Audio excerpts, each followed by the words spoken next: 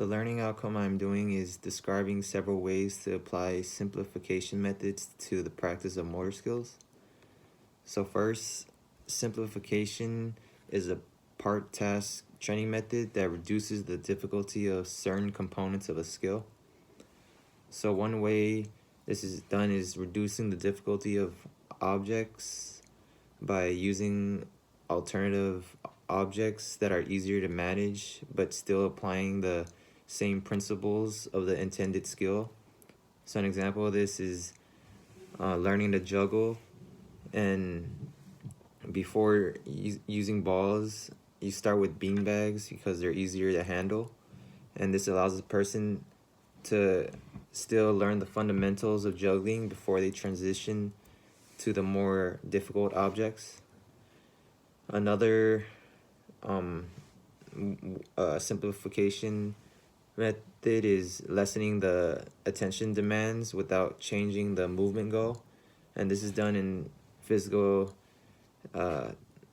therapy, where they use a body weight support system that decreases the amount of body weight a person needs to support when trying to improve their gait. And another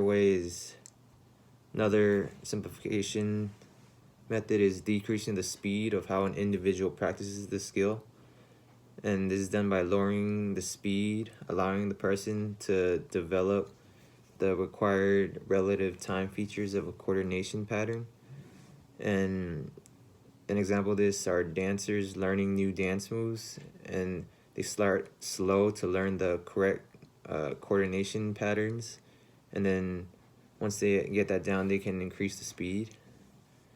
And other simplification methods is giving auditory cues that follow the rhythm of a movement, and this is done for people practicing to walk or relearning how to walk, and using music to provide rhythm for the people to use as a guide.